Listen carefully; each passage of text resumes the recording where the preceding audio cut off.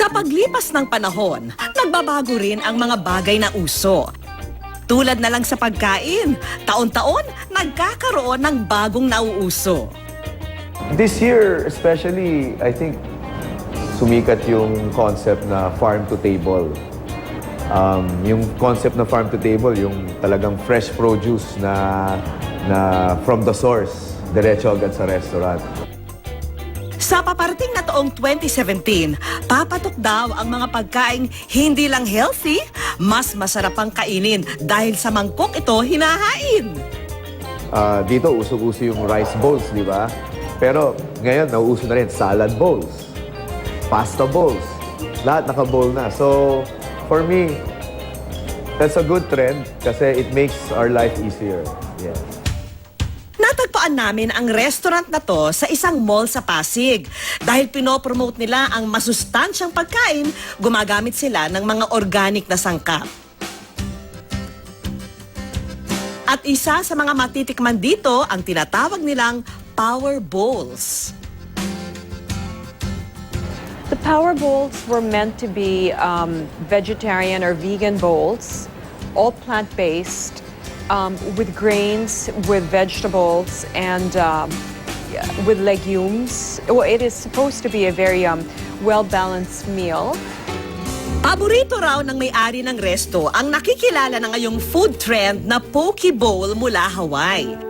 Present dito ang mga sangkap na brown rice, romaine lettuce, wakame, salmon, ebiko, bibimbap sauce, togarashi, furikake, onion leeks at sushi gari. Unang siniseason ang salmon ng bibimbap sauce.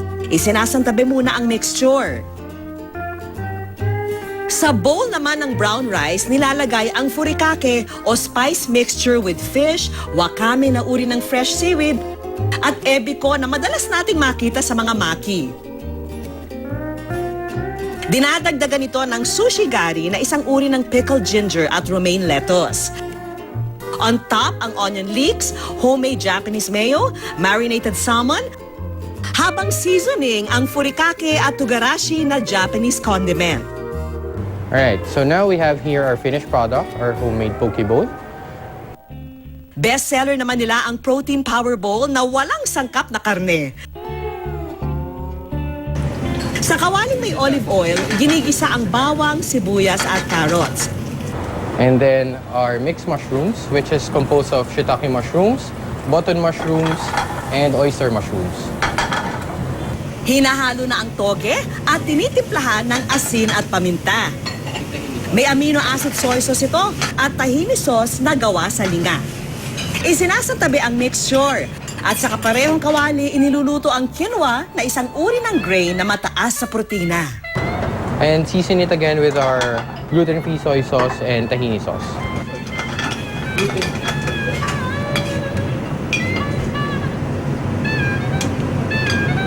Sa pag-assemble, inilalagay ang mixed vegetables sa ibabaw ng quinoa. Magsisilbing topping ang chickpea crouton, alfalfa sprouts at mixed seeds. Hindi magpapatalo ang Korean-inspired bibimbap bowl. Sa tinunaw na butter, iniluluto ang grass-fed beef. For this one, you just have to saute it for about a minute or two. Itinatabi ito upang maluto naman ang shiitake mushroom. Saute your shiitake mushroom. Hinahaluan ito ng carrots, toge, spinach leaves at dagdag na butter.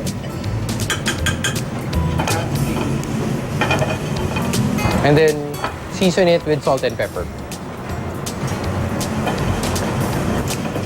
Sa kaparehong kawali, iginigisa ang brown rice kasama ng bibimbap sauce at asin. So we just have to mix it up.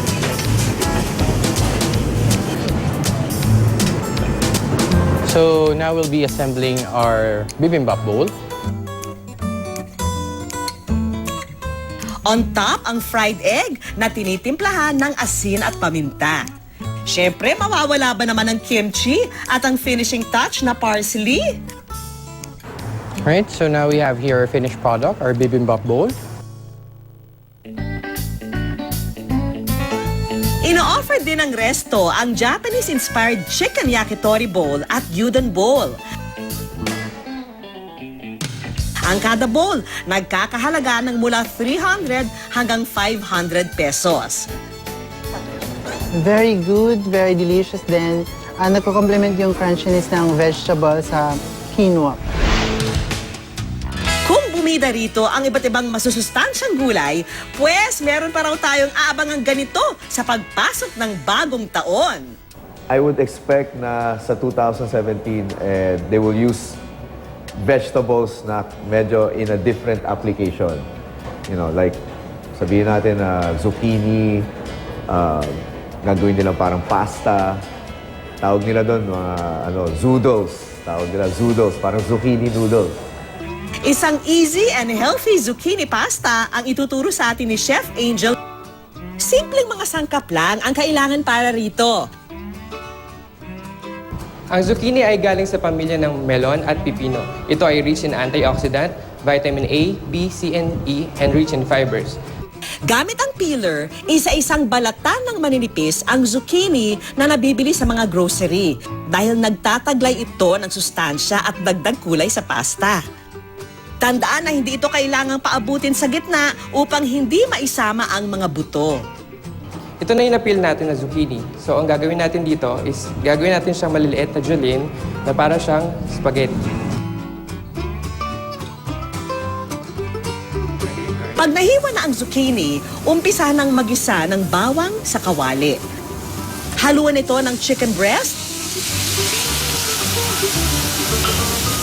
timplahan ng asin at paminta,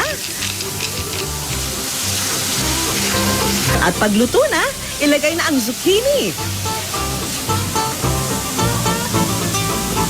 Haluan ito ng parmesan cheese para magdagdag linamnam. Ayan, at ready to plate na ang pasta. Dagdagan pa ito ng paprika at basil leaves sa ibabaw. Nasa 120 pesos lang ang magagastos nyo sa pagluluto nito. Wala siyang pasta pero nandun pa rin yung pinaka-vegetable niya pero hindi mo siya malalasa kasi crunchy siya pero kahit siguro bata, makakain kasi kahit na vegetable, lasang pasta talaga siya. Para kumpletuhin ang ating search for food trends in 2017, kumakaway ang all-time favorite nating coconut. Ang coconut kasi,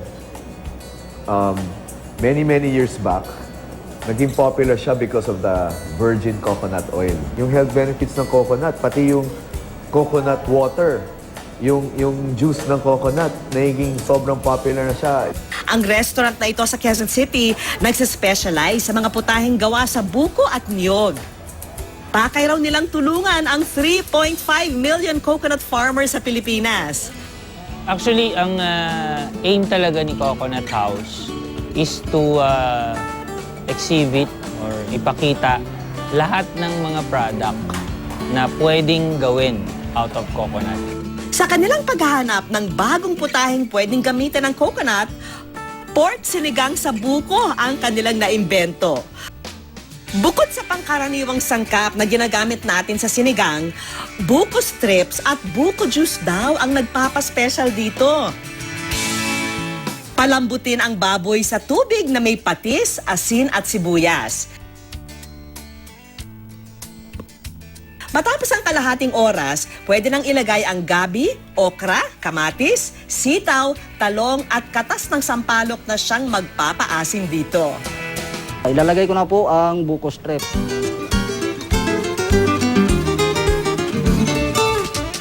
Pwede nang ilagay ang siling haba at kangkong. Ilagay ang buko juice bago hanguin. Nagkakahalaga ang pork sinigang sa buko ng 365 pesos na good for 3 to 4 persons na. Mas kakaiba. Ang sweeten. Bago sa amin, mga kumakain ng ganitong sinigang. Huwag magpahuli sa bagong mauso mga kapuso. Makisabay sa kung ano ang in para happy na ang tummy, healthy pa ang body.